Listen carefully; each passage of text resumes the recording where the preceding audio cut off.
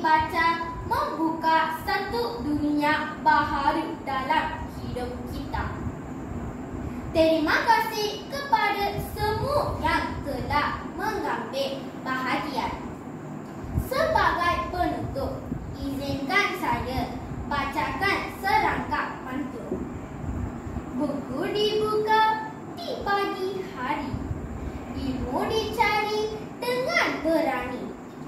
Nikmati saat ini dengan membaca agar hidup penuh erti.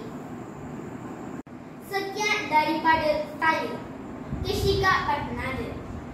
Nikmati saat ini, nikmati ilmu, nikmati hidup. Terima kasih dan selamat membaca.